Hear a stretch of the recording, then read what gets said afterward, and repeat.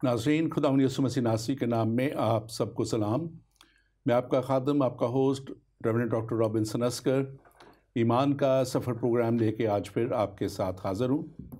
और मैं खुदावंद अपने खुदा का शुक्रगुज़ार हूँ जो हमारी ज़िंदगी में ये फ़ज़ल कर देता है कि हम उस सफ़र पे जो खुदावंद हमारा खुदा हमारे लिए तैयार किए हुए उस पर चलते चले जाएं। हम इस बात के लिए खुदावंद के शुक्रगुज़ार हैं कि उसने हमें ये ज़िंदगी दी और इस ज़िंदगी में हमें वो कलाम अता कर दिया जिस कलाम पे चलते हुए हम हमेशा की ज़िंदगी तक पहुंच सकें। कलाम मुक़द्दस में लिखा है कि खुदावंद हमारा खुदा ये चाहता है कि हम उसके पास उस जगह पे जाएं जो उसने हमारे लिए तैयार की है। और यकीनन वो जगह हमारे लिए खूबसूरत जगह खुदावंद हमारे खुदा ने हमेशा की ज़िंदगी के साथ तैयार कर रखी है। कलाम मुक़द्दस के मुताबिक उसके बेटे यीशु मसीह नासरी के वसीला से हम उस हमेशा की ज़िंदगी को हासिल करते हैं। और मैं हमेशा ये बात कहता हूँ कि किसी भी मंजिल के लिए, किसी भी सफ़र के लिए एक मंजिल का होना ज़रूरी है। और वो मंजिल क्या है, क्या आप उसे जानते हैं? क्या आप उस मंजिल को जो खुदावंद की तरफ से हमारे लिए मुकर्रर है, क्या आप उस मंजिल को जानते हैं? अगर आप नहीं जानते तो कलाम मुक़द्दस यानी बाइबल मुक़द्दस जो खुदावंद हमारे खुदा ने नबियों के वसीला से हम तक पहुंचा दी और अपने पाक रूह के वसीला से उन नबियों से लिखवाई, वो हमारे लिए मशरे राह है। और आज हम कलाम मुक़द्दस से बात करेंगे इसी मशले राह कलाम यानी नूर के ताल्लुक़ से। और हमारा कलाम हमें बताता है कि अल मसीह दुनिया का नूर है, जो आज का हमारा टॉपिक है, सब्जेक्ट है। और फिर हम इसमें ये भी देखेंगे कि यीशु मसीह का ये नूर कैसे उसके साथ साथ चलने वालों तक पहुंचता है और ईमानदार जो उसके पीछे चलते हैं कैसे वो इस नूर को दुनिया तक पहुंचा सकते हैं।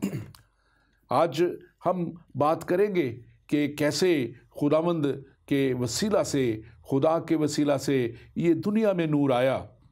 क्योंकि कलाम मुक़द्दस में लिखा है कि जब उसने इस दुनिया को बनाया तो दुनिया में तारीकी और घेराव हर तरफ था। और खुदावंद हमारे खुदा ने कहा कि रोशनी हो जा, और रोशनी हो गई। और फिर वही रोशनी यानी अल मसीह हमारे दरमियान में आया। यीशु मसीह नासरी का आना इस दुनिया में दुनिया को उस नूर से मुनव्वर कर देने के लिए था जिसके लिए कलाम मुक़द्दस कहता है, उठ मुनव्वर हो क्योंकि तेरा नूर आ गया। और यकीनन हमें मुनव्वर होने की ज़रूरत है, रोशन होने की ज़रूरत है ताकि हम आगे बढ़ते चले जाएं। और आज इस सब्जेक्ट पे बात करने के लिए, इस टॉपिक पे बात करने के लिए मेरे साथ स्टूडियो में मौजूद हैं pastor Haroon Bahadur. Pastor Haroon Bahadur, welcome to the show. आपको हम वेलकम करते हैं। नाज़रीन, pastor Haroon IFGF church south hall में मेरे साथ एसोसिएट पास्टर के तौर पे हैं और ये खिदमत करते हैं। लेकिन उससे पहले बहुत अरसा से ये एक वर्शिप लीडर के हवाले से ज़्यादा जाने और पहचाने जाते रहे। यहाँ लंदन में बहुत सालों से मुकीम हैं और खुदा की खिदमत में बहुत अरसे से ये मुंसलिक हैं। और पास्टर हारून, आप अपने ताल्लुक़ से ज़रूर कुछ बताना चाहें मज़ीद तो बताइए। थैंक यू पास्टर जी, आपने बहुत कुछ कह दिया है। तो मैं यही बताना चाहूँगा कि वाकई पास्टर जी ने जो बात कही है वो टेस्टिफाई करें मेरी इस ज़िंदगी को, कि इन्होंने मेरी ज़िंदगी को देखा। इनके साथ हम तकरीबन कोई 3 साल से आपके साथ हम काम कर रहे हैं। और इससे पहले मैं एज अ वर्शिप लीडर काम करता रहा हूँ, खुदा की खिदमत करता रहा हूँ। और 14 साल से पाकिस्तान से मैं मतलब इंडिया यहाँ पे रह रहा हूँ और मेरा ताल्लुक़ पाकिस्तान से है। और यहाँ पे मैं IFGF चर्च के साथ एज अ एसोसिएट पास्टर खिदमत कर रहा हूँ। और आपकी वर्शिप की खिदमत अभी भी जारी और सारी है इस खादमाना खिदमत के साथ साथ। और नासिन, एक बात मैं ख़ास आपसे आज करना चाहता हूँ। हमारा जो टॉपिक है, हमारा जो सब्जेक्ट है, अल मसीह दुनिया का नूर। मैं जब आज आ रहा था, घर से निकला और मोटरवे पे मैं जब जा रहा था तो एक बड़ा ट्रक जो कंस्ट्रक्शन किसी कंपनी का था, उसके ऊपर मैंने लिखा हुआ देखा, लेट द लाइट इन। और मैं इस पर गौर करने लगा, और फिर वो मैंने उसके नीचे देखा तो वो एक विंडोज़ जो बनाने वाली और विंडोज़ लगाने वाली कंपनी थी, खिड़कियां जो लगाते हैं यहाँ पे, और उस पर लिखा था कि लेट द लाइट इन, यानी कि रोशनी को अंदर आने दें। और मैं इस पर गौर करने लगा और मैंने इसको देखा कि वाकई ही बहुत से लोग घरों में खिड़कियां होते हुए भी पर्दे आगे कर देते हैं, और फिर वो लाइट बाहर मौजूद होती है लेकिन वो पर्दों से उस लाइट को रोक देते हैं, और अंदर जो मसरूही लाइट है जो बल्बों के वसीला से है और दूसरी उसको जलाते हैं। और फिर मेरा जहन अपने करीबी मुशाहिदे में बहुत से लोगों की तरफ गया जो मेरे करीबी लोगों में हैं, कि वो मैंने अक्सर देखा कि वो पर्दा बंद करते हैं और अंदर लाइट जला लेते हैं, हालांकि बाहर से लाइट मौजूद होती है जो कि असल रोशनी है, जिसकी शुआओं में बहुत से फ़ायदे हैं, बहुत से विटामिन हैं और बहुत सी हमारे बदन के लिए खुराक है वो, लेकिन हम उसे रोक देते हैं।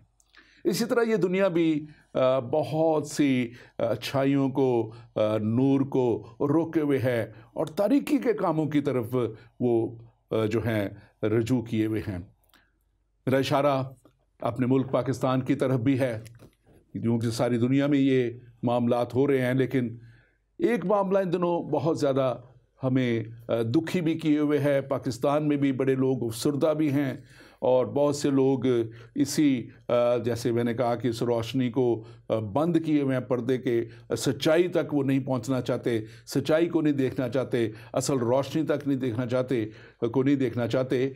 और वो किस्सा है आसिया बीबी के केस का, जिसमें वो एक बेचारी अनपढ़ और ख़ातून जो है, सादा लो ख़ातून, खेतों में काम करने वाली, ऊपर इल्ज़ाम लगा दिया गया और एक उसके ऊपर ब्लास्फेमी का और गुस्ताख रसूल का लगा दिया गया, जबकि उसने बारहा अपने बयानों में कहा कि उसने गुस्ताखी नहीं की। फिर उसने ये भी कहा कि मुझे माफ़ किया जाए अगर आप ये समझते ही हैं कि ये हुआ है, और माफ़ी की दरख्वास्तें भी उसने की, अपील भी की। लेकिन कुछ लोग, कुछ नासर जो तारीकी को ज़्यादा अजीज़ रखते हैं, उन्होंने उस पे ये गुनाह साबित करना ज़्यादा पसंद किया, बजाय इसके कि वो अपने रसूल के ऊपर गुनाह ना साबित होने को ज़्यादा तरजीह देते। अगर एक जो बात उसने नहीं कही और वो कह रही है कि मैंने कोई गुस्ताखी नहीं की, तो इस पे उन्हें खुशी होनी चाहिए थी कि उनके रसूल या उनके नबी के लिए कोई गुस्ताखी नहीं हुई। लेकिन उन्होंने इस बात को प्रूव करके और मुआफ़ी ना देने के अमल को जो है तरजीह दे के इस बात को साबित करना चाहा कि वो ना मुआफ़ करने वाली रूह के ताबे हैं। और यकीनन पाकिस्तान में हमने देखा कि पिछले दिनों बहुत से हंगामे हुए, बहुत सी जो हैं लोगों की इमलाक को, जो उनके अपने ही थे, मुसलमान भाइयों की और औरतों और बच्चों और बहुत से उनकी इमलाक को, कारों को और इवन जान तक से मार दिया गया, लोगों को मारा पीटा गया, सिर्फ इस गम और गुस्से में कि वो मुआफ़ नहीं करना चाहते।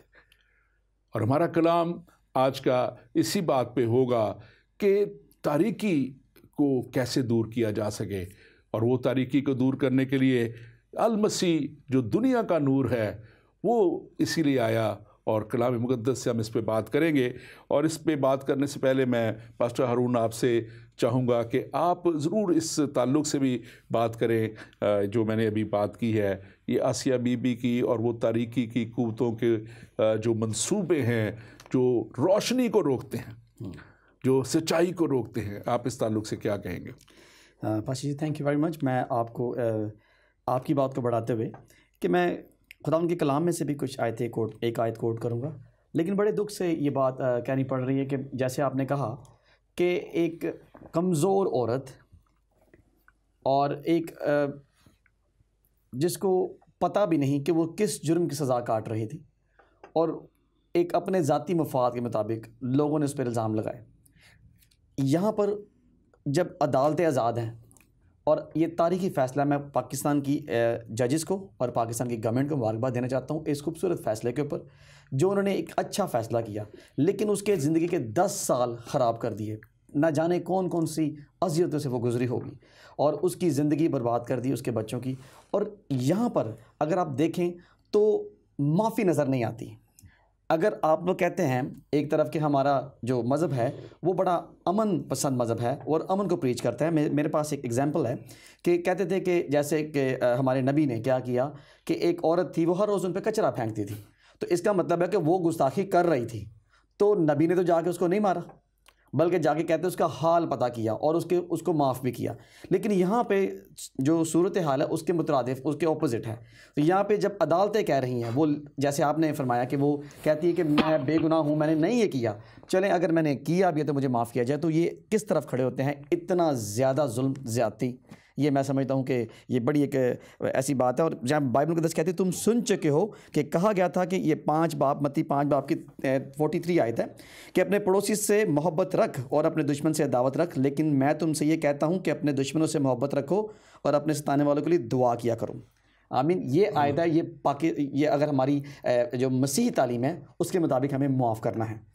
तो ये मैं आपको कहना चाहूँगा कि हमारी मसीही तालीम ये कहती है। तो मैं उधर से मैं ये चीज़ की तवक्को करता हूँ कि अगर वो लोग थोड़ा काम डाउन हो और अपने मुल्क को नुकसान ना पहुँचाए। जी बिल्कुल, और यकीनन मुल्क को बहुत नुकसान पहुँचा है और बहुत नुकसान पहुँचने का अंदेशा भी है अगर मुआफ़ी के रूह ने काम ना किया, और अगर वो जो एक हकीकी नूर है अगर उसकी तलाश लोग करें तो यकीनन वो बहुत से तारीकी के कामों से और तारीकी से बच जाएंगे।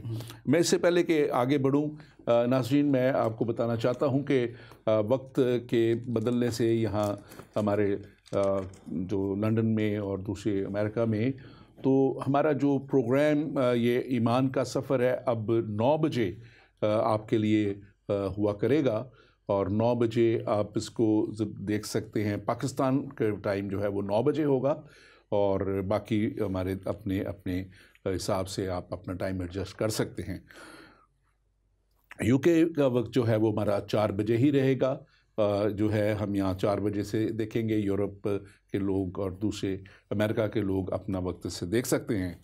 तो पास्टर हारून, हम आज बात जब कर रहे हैं अल मसीह दुनिया का नूर, तो इसके जो बात ये कहाँ से बाइबल इसको प्रूव करती है?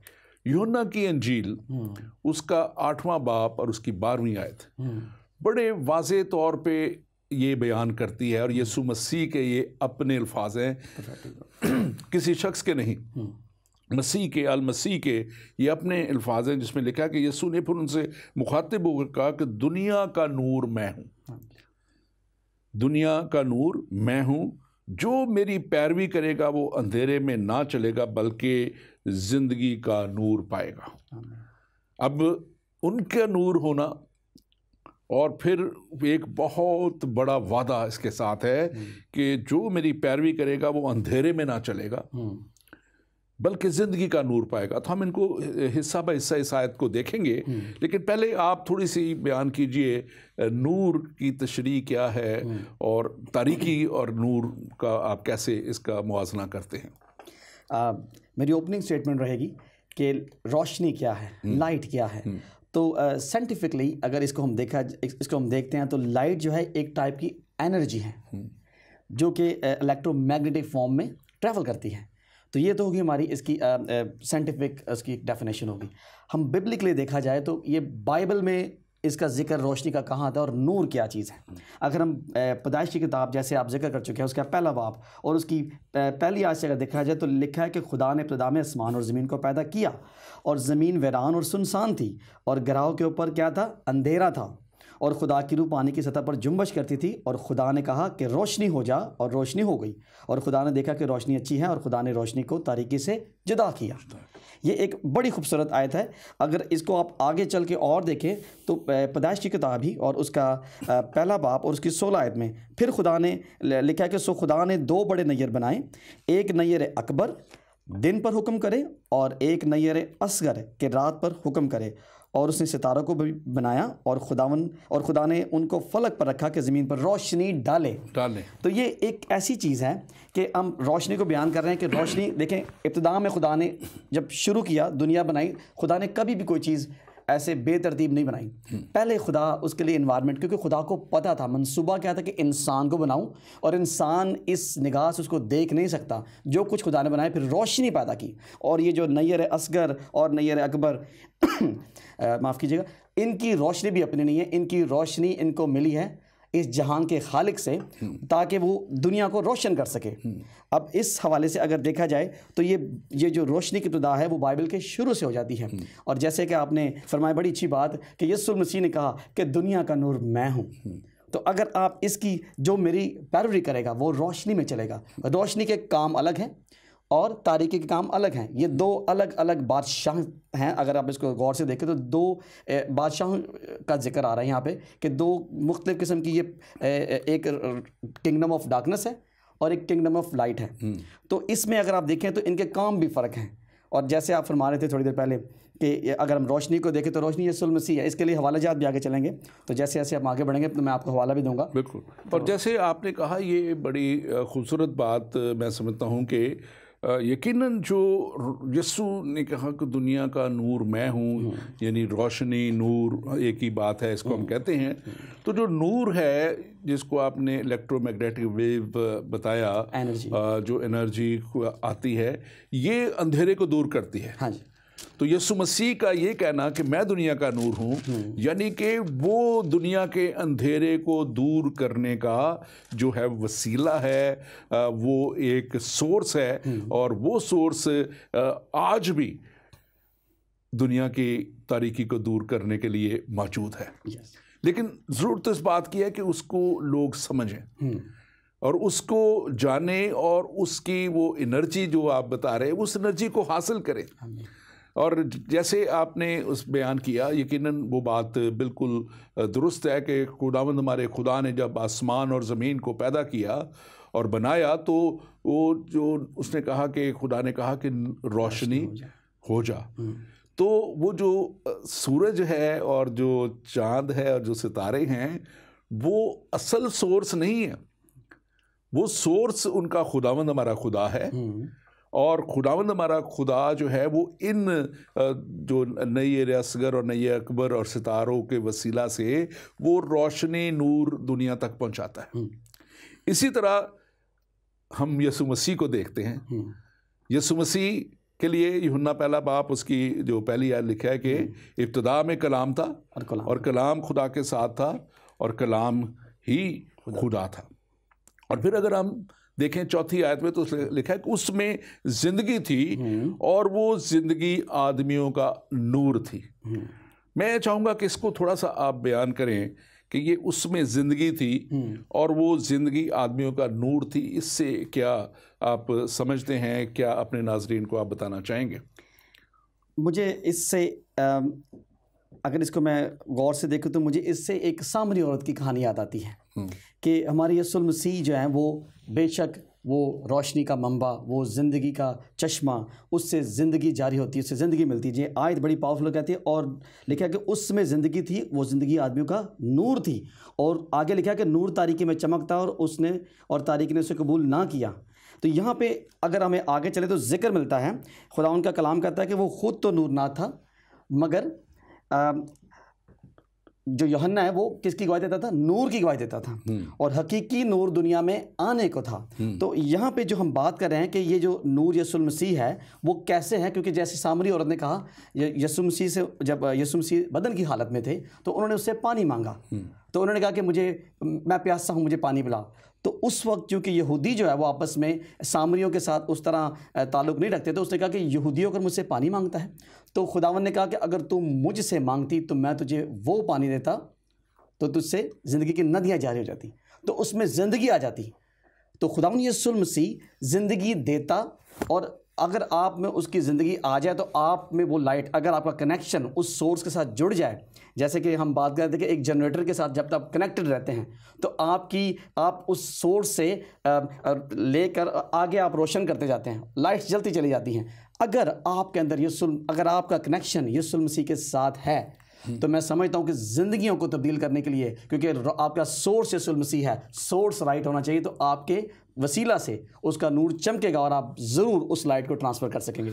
यानी कि आप जो बात कर रहे हैं वो ये है कि जब यीशु ये कह रहे हैं, अल मसीह ये कह रहे हैं कि मैं दुनिया का नूर हूँ, तो उनकी पोजीशन एक उस नूर को जनरेट करने वाली और उस नूर को जो है अपने अंदर रखने वाली शख्सियत है। लेकिन किसी भी शख्स का उस नूर से फ़ायदा हासिल करना और उस नूर को अपने अंदर ले लेना, उसके साथ कनेक्ट होना ज़रूरी है। यानी कि जब तक वो कनेक्टेड नहीं है, जैसे अगर आपने बयान किया कि जनरेटर एक अगर चल रहा है और वो चलता रहे, अगर वो उस लाइट के साथ कनेक्ट नहीं किया या लाइट का प्लग उसमें नहीं लगा तो वो लाइट कभी भी नहीं चलेगी।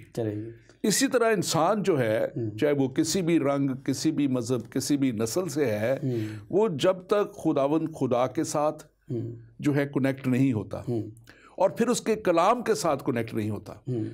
यानी कि जब यीशु कह रहे हैं कि जो मेरी पैरवी करेगा वो अंधेरे में ना चलेगा बल्कि ज़िंदगी का नूर पाएगा, जो हमने पहले आयत पढ़ी थी 8वां बाब जो है यूहन्ना की इंजील का, उसकी 12वीं आयत में, तो यानी कि वो बाइबल के मुताबिक जो हम देखते हैं कि यीशु मसीह का आना और इस दुनिया में आके उनका हर तरह की जो है दुख तकलीफ़ सहने के बाद अपने आप को सलीब पे कुर्बान कर देना, और ना सिर्फ दुख तकलीफ से बल्कि उन्होंने अपनी कुदरत भी जो उनकी एक खुदाई कुदरत उनके साथ थी वो भी दिखाई कि उन्होंने हर तरह के मोजज़ात किए।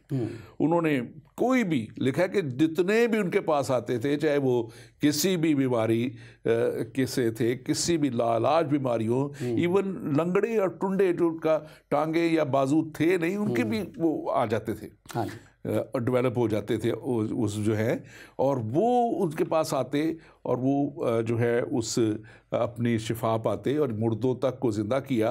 ये उनकी कुदरत जो थी उनको ये इसलिए उन्होंने दिखाई कि लोग जाने और पहचाने कि उनका ताल्लुक़ कहाँ से है, वो कहाँ से आए।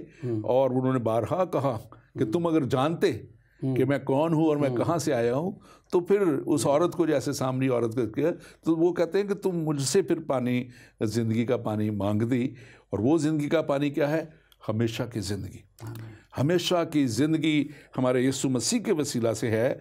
और वो कह रहे हैं कि जो मेरे साथ कनेक्ट हो जाता है वो भी उस नूर से मुनव्वर हो जाता है। हालेलुया। और कलाम मुक़द्दस में पुराने अहदनामे में लिखा है, जो मैंने पहले भी थोड़ा सा कोट किया उसे, वो लिखा है कि उठ मुनव्वर हो, तेरा नूर आ गया। ईसाया नबी में सहीफा में लिखा है। और वो नूर का दुनिया में आना इस दुनिया से उस सारी तारीकी को दूर करने के लिए था, तारीकी के कामों को मिटाने के लिए था।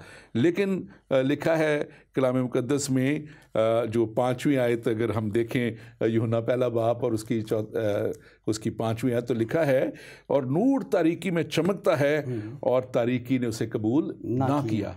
यानी कि ये एक फितरत इंसान की उस इब्लीस के वसीला से एक उसके अंदर बैठ चुकी है कि वो नूर तो तारीकी में चमकता है लेकिन तारीकी उसे कबूल नहीं करती। जैसे मैंने शुरू में कहा, वो विंडो के ऊपर पर्दा डाल देते हैं तो और आर्टिफिशियल लाइट को ऑन कर लेते हैं, जबकि असल रोशनी जिसके अंदर कुदरत है, जिसके अंदर कुव्वत है, वो मौजूद है, लेकिन उसको वो लोग अक्सर नहीं जो है अपने अंदर आने देते। और ये जो अल्फाज हैं, आप इसको कैसे बयान करेंगे कि नूर तारीकी में चमकता, तारीकी ने उसे कबूल ना किया? हालेलुया।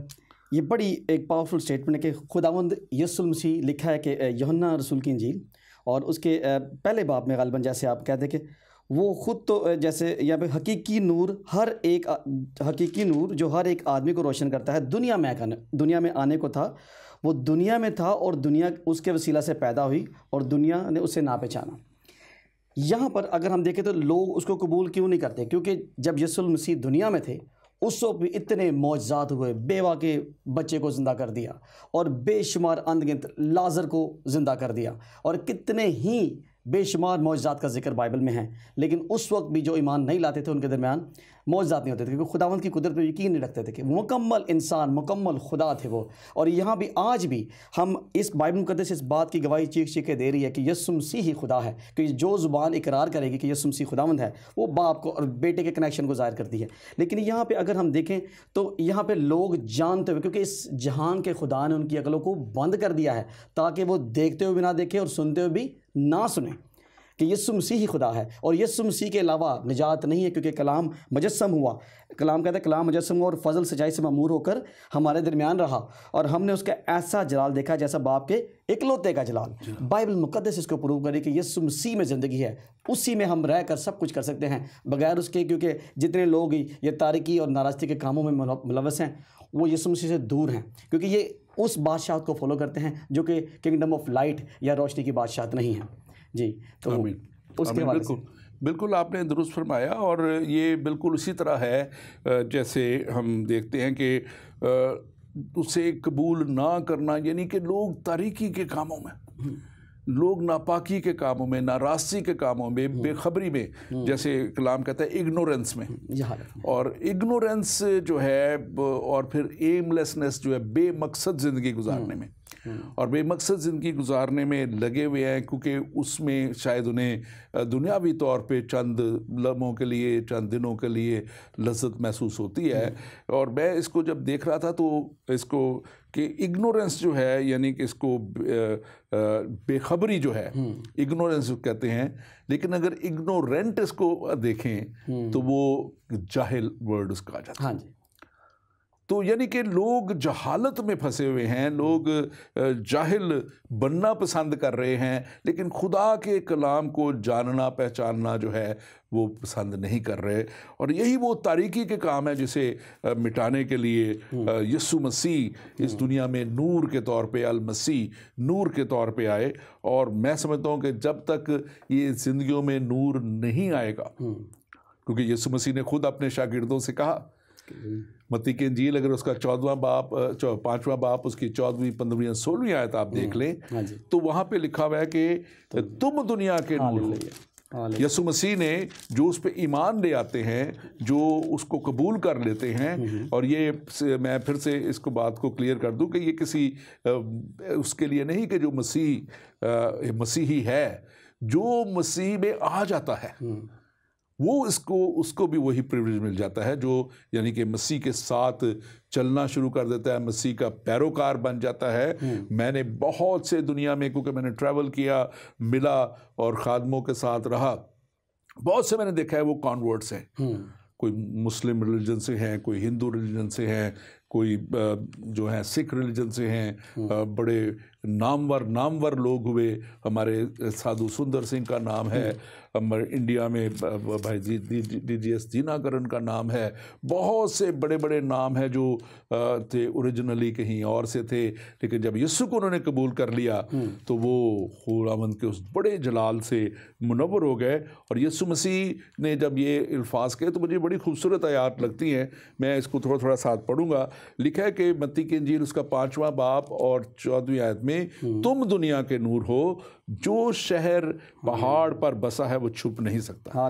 यानी कि जो हमारे अच्छाई के काम है, रोशनी के काम है, पाकीज़गी के काम है, नेकी के काम है, खुदा के साथ चलना, यीशु मसीह को फॉलो करना, उसकी ज़िंदगी को अपने अंदर रखना, और यानी कि वो खूबियाँ जो यीशु मसीह की हैं उसके मुताबिक अपनी ज़िंदगी को ढाल लेना, वो कहते को छुप नहीं फिर सकता। और आज जो दुनिया काम कर रही है, जैसे हम बात कर रहे थे कि इस वक्त क्या हो रहा है वहाँ पे, और वो उस बेचारी एक औरत के पीछे ना जाने क्या कुछ हो रहा है, वो मैं समझता हूँ कि उनके काम अब दुनिया देख रही है। उनके काम भी दुनिया देख रही है, उनके अपने लोग भी देख रहे हैं, और उनके अपने लोग ही अब उसको कंडेम भी कर रहे हैं कि ये क्या जहालत है। और मैं समझता हूँ कि खुदावंद चाहता है कि हम जहालत से निकलें। आप इसके ताल्लुक से क्या कहेंगे?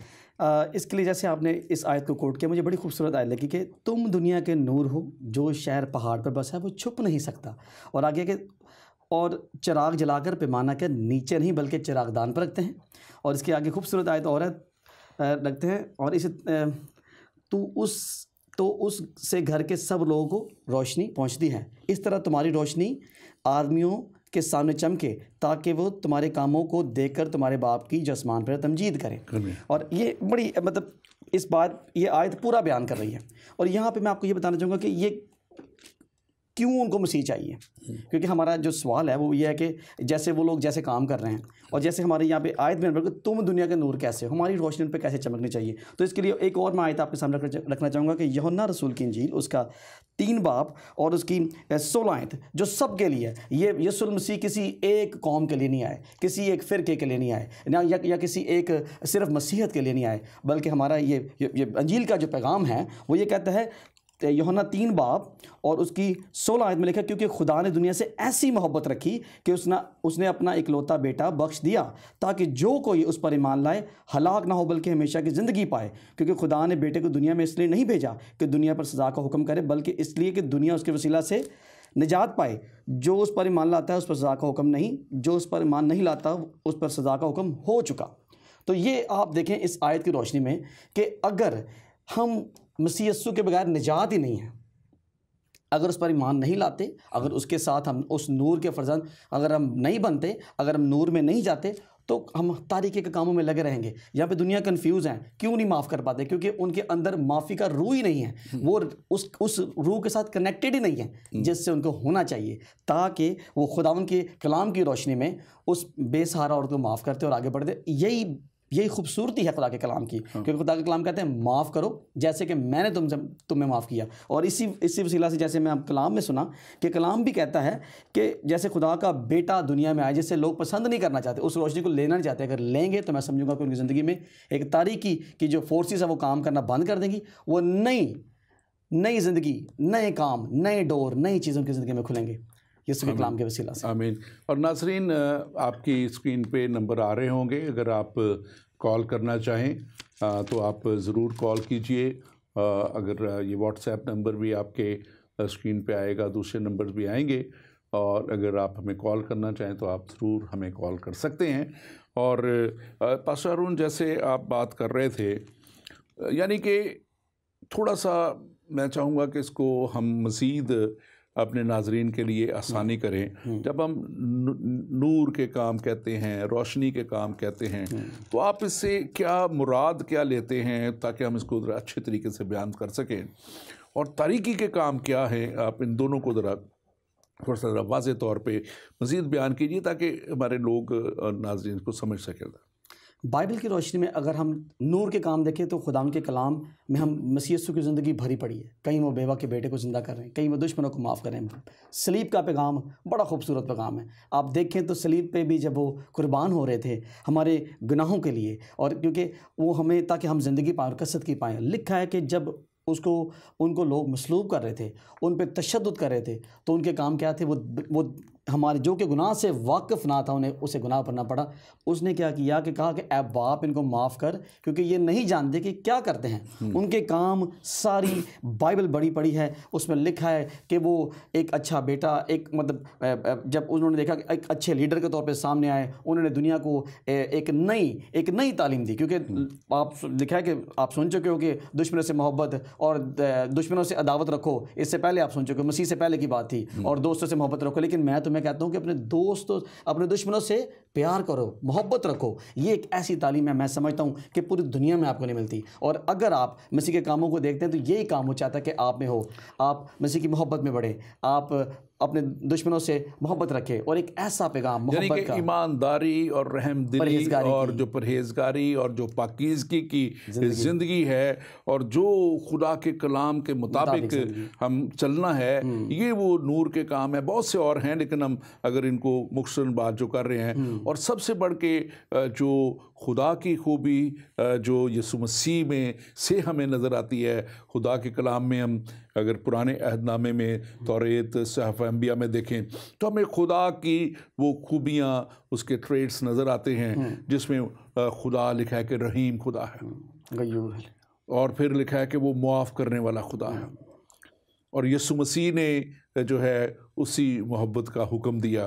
उसने कहा कि मैं तुम्हें एक नया हुक्म देता हूँ कि आपस में एक दूसरे से मोहब्बत रखो। जैसे और फिर जब उनके साथ इतना जुल्म ज़्यादती हो गई कि उनको सलीब पे जो है वो कुल आलम की खातिर जो है वो अपना आप कुर्बान कर देना पड़ा। गो कि ये खुदा का मंसूबा था, ये प्लान था, लेकिन दुनिया तो उन पे जुल्म कर रही थी, दुनिया तो उनको लान तान कर रही थी, दुनिया तो उनको कोड़े मार रही थी, दुनिया तो उनके ऊपर थूक रही थी। लेकिन वो सलीब पे अपने हाथों में पाँव में कील ठुकवाए जब अपनी जान अपने मालिक उस वक्त के वो बशरियत में थे, एक बशर की सूरत में थे, तो वो उनकी जो थी ज़िंदगी जब जो थी मौत की तरफ जाने को थी, और मौत में जब वो जा रहे हैं तो वो कहते हैं कि ऐ बाप इन्हें मुआफ़ कर, और वो मुआफ़ी का पैगाम भी देते हैं।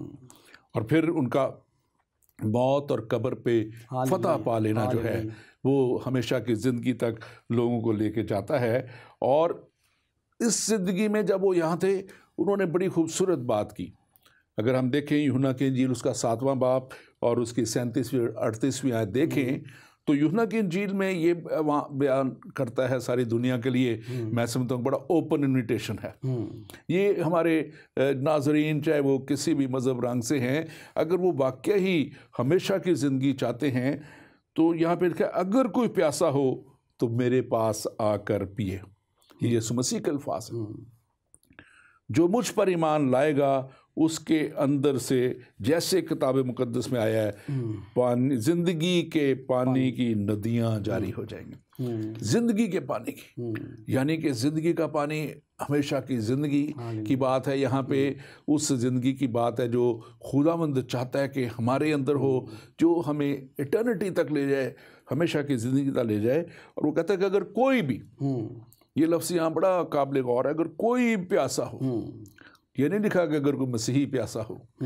आज बड़ी दुनिया के लोग सिर्फ अपने अपने मज़हब की बात करते हैं कि तू हमारे ही मज़हब के लोगों को बरकत दे, तू हमारे ही, मैं अब नाम नहीं लेना चाहता, लेकिन उनकी वो जो जब भी होती है वो सिर्फ अपने ही मज़हब की बात करते हैं। लेकिन खुदा का कलाम यहाँ कह रहा है कि अगर कोई प्यासा हो तो मेरे पास आकर पिए। थोड़ा सा आप इसको बयान करें कि ये किस प्यास की बुझाने की वो बात कर रहे हैं, कौन सी वो प्यास है जो इंसान को लग सकती है, जिसकी ज़रूरत है, और वो उसको फिर जो है ज़िंदगी के पानी की नदियाँ उसमें से जारी करने की जो बात है। हालेलुया। मैं आपको बताऊंगा कि मुकाशफा में उसका 21 बाब और उसकी 6 आयत के अंदर लिखा है, मैं प्यासे को आब हयात के चश्मा से मुफ्त पिलाऊंगा। और उसके बाद अगर हम वापस यूहन्ना रसूल की इंजील उसमें वापस जाएं तो लिखा है कि उसमें ज़िंदगी थी और ज़िंदगी आदमियों का नूर थी। क्योंकि कलाम कहता है कि ये जो ज़िंदगी की नदियों का जारी होना, ये इससे मुराद यही है कि जिसमें कलाम कहता है कि जैसे खुदा यीशु मसीह खुद कहते हैं कि जिसमें मेरे हुक्म हैं, जो मेरे हुक्मों पर अमल करेगा, मैं और बाप उसमें आएंगे और उसमें सुकूनत करेंगे।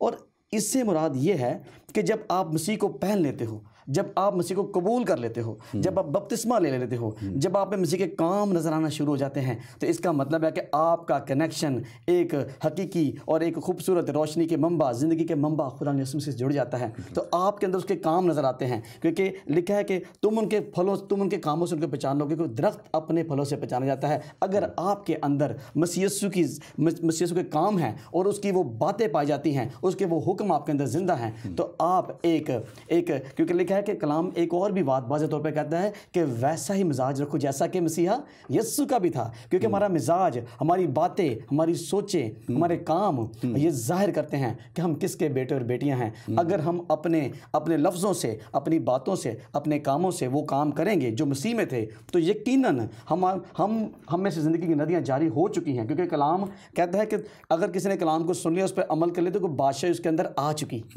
हालेलुया। और इसका मतलब है कि वो जिसको भी देगा वो उसी सोर्स से लेकर देगा जो कि उसका रोशनी का मंबा, जिंदगी का मंबा खुदा यीशु मसीह है, क्योंकि वो उसी की बातें करेगा। जैसे कि बेटे ने कहा कि जो मैं बाप से सुनता हूँ वही तो मैं बताता हूँ, और इस तरह जो हम यीशु मसीह से सुनते हैं वही आगे बताते हैं। और अब हमारे पास तो हमारा खूबसूरत मददगार पाकरू भी है।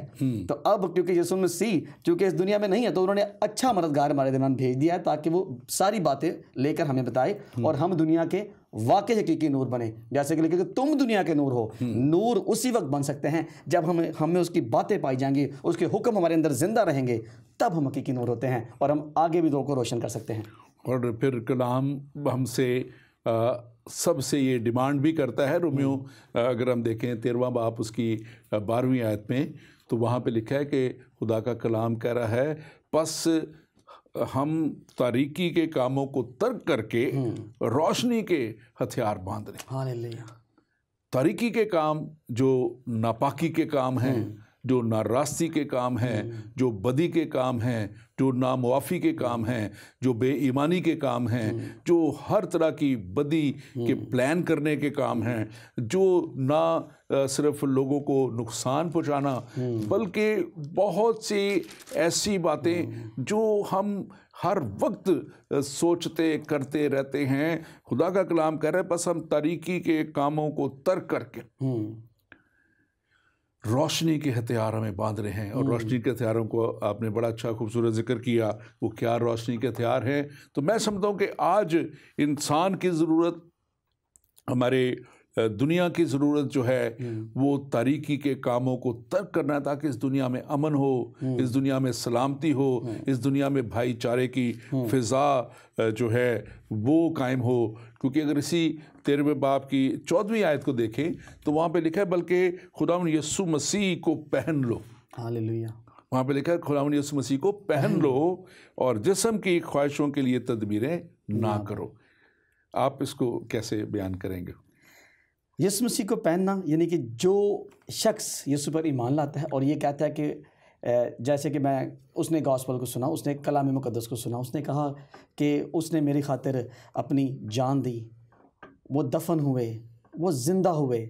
उसके बाद जब खुदावंद की रोशनी, खुदावंद की ज़िंदगी मेरे अंदर, मैं इस बात पे ईमान रखता हूँ कि यीशु ने मेरी खातिर दुख सहा, कब्र में गए और उस तीसरे दिन मुर्दों में से जी उठे, और अब मैं मुझ में नहीं बल्कि मसीह मुझ में ज़िंदा हो गया, जैसे पौलुस रसूल कहता है।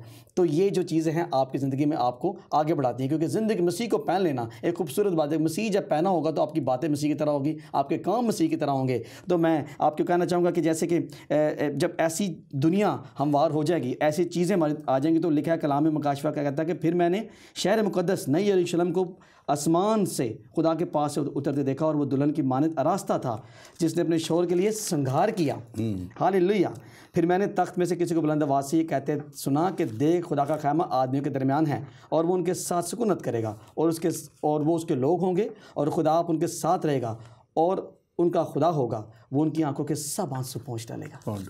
आमीन। हाँ जी, आमीन। ये बहुत बड़ा खुदावंद का, हमारे खुदा का वादा है, और ये वो वादा है जिसके लिए हमें हिम्मत करनी है, मेहनत करनी है, हमें उस तौर पे चलना है। क्योंकि इस दुनिया में रहते हुए अब ये एक बड़ा चैलेंज है कि कैसे हम नापाकी और नारास्ती की इस दुनिया में, जहाँ पे लोग जो हैं हर तरह के जुल्म और सितम ढाते हैं, और जो मजबूर लोग हैं, जो इनोसेंट जो हैं, जो किसी भी तरह से वो गुनाहगार नहीं हैं या जुर्म नहीं उन्होंने किया हुआ, उनके ऊपर भी वो जुल्म ढाते हैं।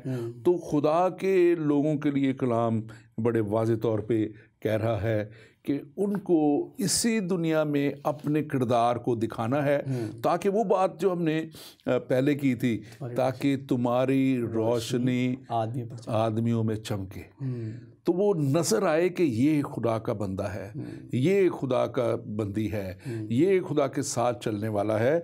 और वो खुदाबंद हमारे यीशु मसीह ने, अल मसीह जो दुनिया का नूर है, उसने ये रह के करके दिखा दिया। लिखा है कि वो इस दुनिया में रहा और उसमें कोई गुनाह साबित ना कर सका। इब्रानियों 4 बाब में लिखा है कि वो हमारी तरह सब बातों में आजमाया गया तो भी बेगुनाह रहा। और लिखा है कि वो जब आसमान पे जब वो जाते हैं तो लिखा है कि वो आसमानों में से गुजर गया। हालेलुया। और तारीकी का हाकिम जो है वो लिखा है कलाम मुकद्दस जो हमारा बयान करता है कि 3 आसमान है, तीसरे आसमान पे हमारे खुदावन हमारे खुदा का तख्त है, उसके फरिश्ते हैं, करोबी हैं, और वहाँ पे है। लेकिन दूसरे आसमान तक इब्लीस की जो है हुकूमत है, रसाई है। तो जो उसका पैरोकार है वो तो उसको ऊपर जाने नहीं देता, उसको कहता है तू उधर किधर जा रहा है, इधर ठहर। ठीक है ना। लेकिन जो खुदा के साथ चलने वाले लोग हैं उस पर उसका कोई इख्तियार नहीं है। और यहाँ पे फिलिपियों 2 बाब और उसके 14 और 15 आयत, ये नए अहदनामे में फिलिपियों के नाम पालूस रसूल का जो ख़त है वो 2 बाब और 14वीं से 16वीं आयत तक बड़ी खूबसूरती से ये आयत बयान करती हैं कि हमें जो है सब काम शिकायत और तकरार के बगैर करने हैं। लिखा है कि सब काम शिकायत और तकरार के बगैर करो ताकि तुम बेऐब और भोले होकर टेढ़े और कजरो लोगों में खुदा के बेनक्स फर्जंद बनो। मतलब कितना बड़ा खूबसूरत बात यहाँ पे लिखी है कि टेढ़े और कजरो लोग। तो ये दुनिया में आजकल टेढ़े और कजरो, जो टेढ़ा बनता है ना वो ज़्यादा आजकल देखा है कि वो चौड़ा हो के फिरता है, वो लोगों को और बताना चाहता है कि मैं टेढ़ा हूँ। हाँ जी। और वो ऐसे लोग, लेकिन जो खुदा के साथ चलने वाला है उसमें आजजी है, उसमें हलीमी है, उसमें फरोतनी है, क्योंकि यीशु मसीह में ये सब खूबियाँ थी। और कलाम मुकद्दस भी हमें यही बताता है कि उस सलीब के सफ़र पे जाते हुए जब उनको लान तान किया गया, कांटों का ताज रखा गया, थूका गया, कोड़ों से मारा गया, लिखा है कि उसने उफ तक ना की। और खुदावंद चाहता है, यहाँ पे मैं इस आयत को पूरा पढ़ देता हूँ, और लिखा है कि ताकि तुम बेऐब और भोले होकर टेढ़े और कजरो लोगों में खुदा के बेनक्स फर्जंद बने रहो, जिनके दरमियान तुम दुनिया में चिरागों की तरह दिखाई देते हो। अब ये भी बड़ी वाज़े तौर पे कि नज़र आ जाता है, पता लग जाता है। लिखा है कि जिनके दरमियान तुम चिरागों की तरह दिखाई देते हो। तो ये चिरागों की तरह दिखाई देना जो है ये यकीनन उन लोगों के लिए है जो खुदा के कलाम के मुताबिक चलते हैं। हमारे साथ एक कॉलर हैं जी, कौन और कहाँ से?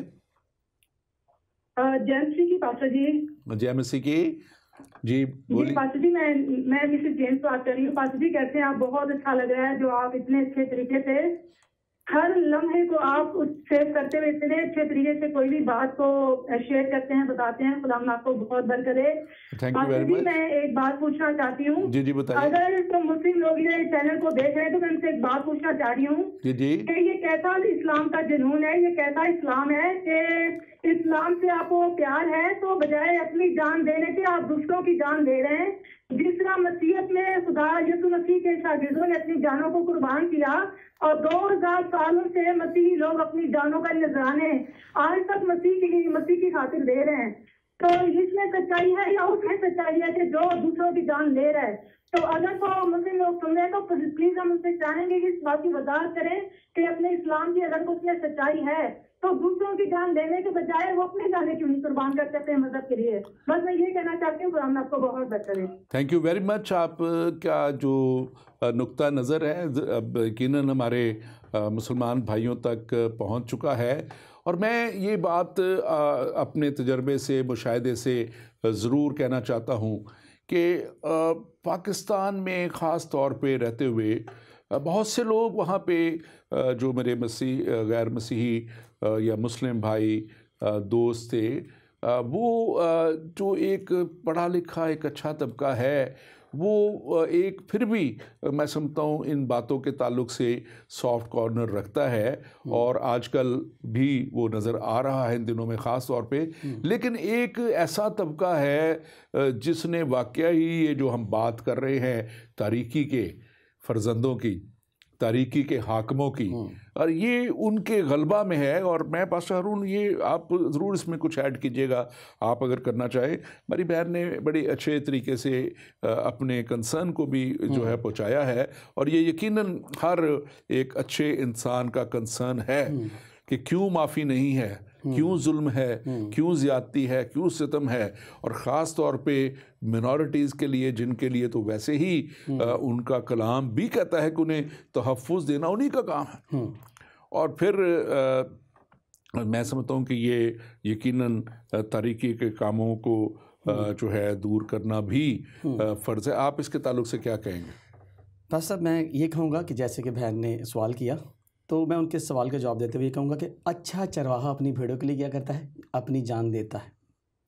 खुदा यीशु मसीह वो अपनी भेड़ों के लिए जान देते थे। यहाँ पे जो जानें ली जा रही हैं वो मैं समझता हूँ जैसे आपने कहा एक अच्छा तबका है जो इस बात के ऊपर गौर करता है कि भाई वो जानते हैं कि जैसे कि एक पिछले दिनों में बात भी हो रही थी कि भाई हमारा जो मज़हब है वो कहता है कि अक़लियतों को तहफ़्फ़ुज़ दिया जाए, है ना। वो अपनी इबादतगाह में जाके, मैंने जब ये फ़ैसला पढ़ा उसमें भी वो सारी इस पूरे फ़ैसले को पढ़ते हैं कि भाई हमें उनकी इबादतगाहों में नुकसान नहीं पहुँचाना। लेकिन ये जो लोग हैं जिन्होंने अपने ख़यालात से इस पूरे कंट्री को हाईजैक करने की कोशिश की है, जो कि मुझे समझ नहीं अभी तक ये आ रही कि वो जो बसेस जलाई जा रही क्या वो यहूदी बसें हैं?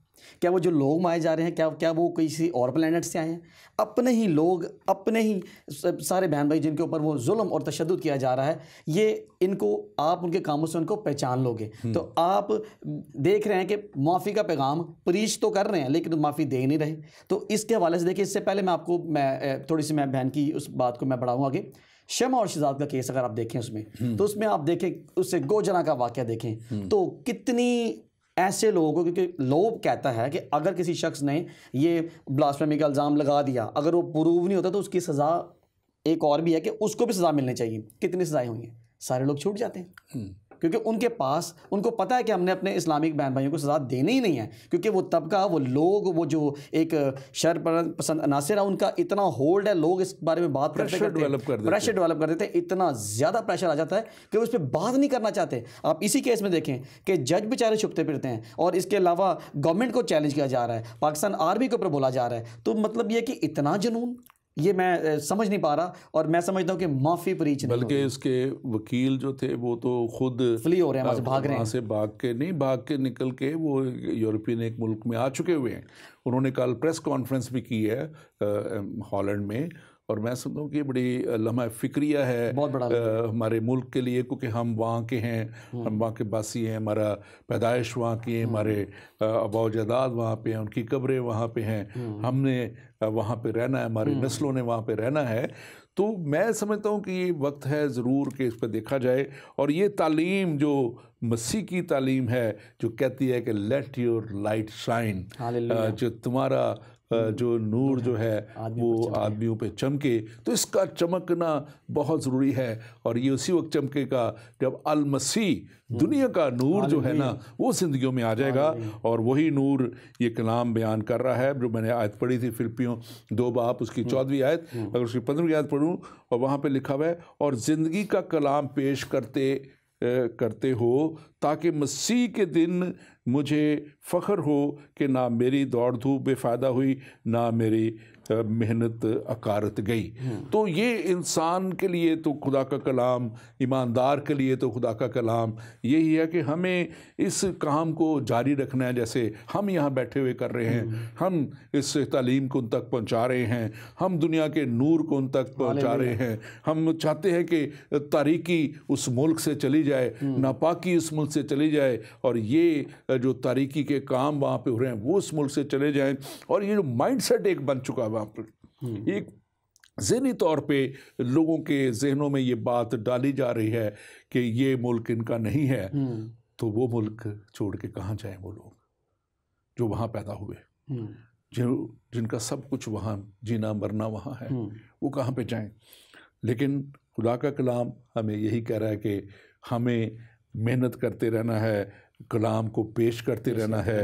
अपने मसीह के दिन, यहाँ पे जिक्र आ रहा है मसीह के दिन का, day of the Lord English में इसको कहते हैं, ताकि मसीह के दिन मुझे फ़ख्र हो कि ना मेरी दौड़ धूप बेफ़ायदा हुई, ना मेरी मेहनत जो है वो अकारत गई। यानी कि हमें पूरी कोशिश करनी है, हमें बेदिल नहीं होना है।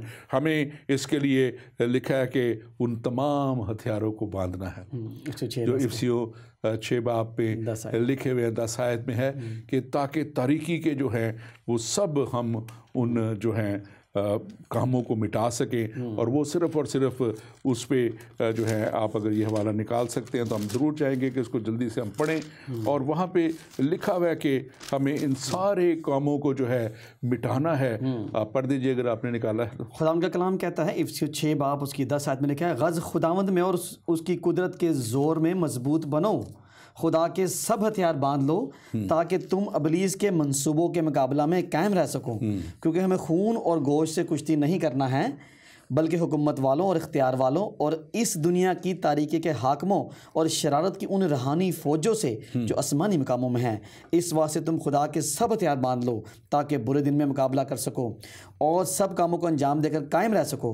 बस सच्चाई से अपनी कमर कस, पहला हथियार आ गया आपके पास, कस कर और रास्तबाजी का बख्तर लगाकर, और इसके साथ लिखा है कि और पाँव में सुलह की खुशखबरी की तैयारी के जूते पहनकर, और इन सब के साथ ईमान की सिपर लगाकर जिससे तुम उस शरीर के सब जलते हुए तीरों को बचा सको, और निजात का खोद और रूह की तलवार और खुदा का कलाम है ले लो, और हर वक्त और हर तरह से रूह में दुआ और मिन्नत करते रहो, और इसी घर से जागते रहो कि सब मुकद्दसों के वास्ते बिलनागा दुआ किया करो, और मेरे लिए भी ताकि बोलने के वक्त मुझे कलाम करने की तौफीक हो जिससे मैं खुशखबरी के भेद को दिलेरी से बयान कर सकूं। आमीन आमीन। यकीनन खुदावंद का कलाम बड़ा वाज़े है। खुदावंद का कलाम बड़े वाज़े तौर पे बता रहा है कि यीशु मसीह की तालीम, यीशु मसीह का आना और वो सारी बातें जिनका जिक्र हमने किया, और बहुत सी बातों का ज़ाहिर है इस थोड़े से वक्त में हम जिक्र नहीं कर सकते, अगर उन पे हम चलेंगे, अगर उनके मुताबिक हम ज़िंदगी बसर करेंगे तो फिर हम भी वो ईमानदारों में उनमें शामिल हो जाएंगे जो दुनिया का नूर बन जाएंगे, क्योंकि यीशु ने खुद कहा कि तुम दुनिया का नूर हो जो उसके साथ साथ चलते हैं, तो उस नूर को बनना है। और फिर जैसे यूहन्ना की इंजील उसका पहला बाब और 9वीं आयत जो लिखी हुई है, हकीकी नूर जो हर एक आदमी को रोशन करता है दुनिया में आने को था। ये यीशु मसीह के आने की बात हो रही है, जब वो उनका आना था। हकीकी नूर यानी कि जो सही है, जो दुरुस्त है, जो खालिस है, जिसके अंदर कोई ऐसी बात नहीं है, वो दुनिया में आने को था। और हमें उस नूर को जब वो आ चुका तो उसकी तालीम हमारे पास है। हमारे पास आखिरी मिनट है, आप ज़रूर इस आखिरी मिनट में कुछ भी कहना चाहें, आप ज़रूर बात कीजिए।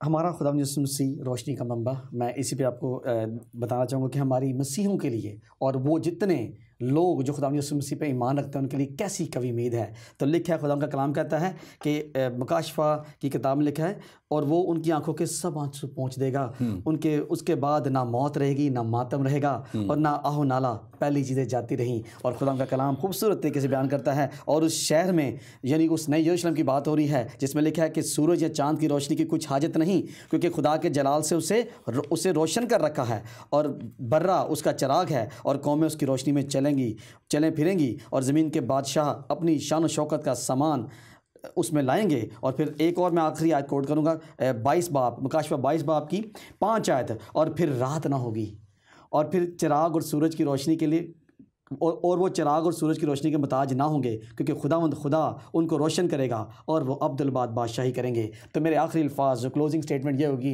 कि इबाद जब हमने इस टॉपिक को शुरू किया था, बाइबल मुकद्दस के शुरू से भी लाइट का जिक्र है, और ये आखिरी पेज जो हमने पढ़ा है इस पर भी लाइट का जिक्र है। तो मैं कहूँगा कि जो रोशनी में चलते हैं वो नूर के फर्जंद है, तो बेशक हमें नूर की पैरवी करनी चाहिए। Thank you very much pastor Haroon, आपके लिए खुदा का शुक्र करते हैं। और नाजरीन, आपने ये सारी बातें कलाम के सुनी, और कलाम मुक़द्दस हमें बड़े वाज़े तौर पे ये बता चुका, समझा चुका कि यीशु मसीह अल मसीह ही दुनिया का नूर है, और यीशु मसीह ने कैसे इस दुनिया को मुनव्वर किया, वो बातें भी आप मज़ीद जानना भी चाहें तो ज़रूर कलाम मुक़द्दस का मुताला कीजिए, बाइबल लीजिए, इंटरनेट पे मौजूद है और बहुत सी जगहों पे आपको मिल सकती है, और इसका मुताला कीजिए, और यकीनन फिर अंधेरे में ना आप चलेंगे।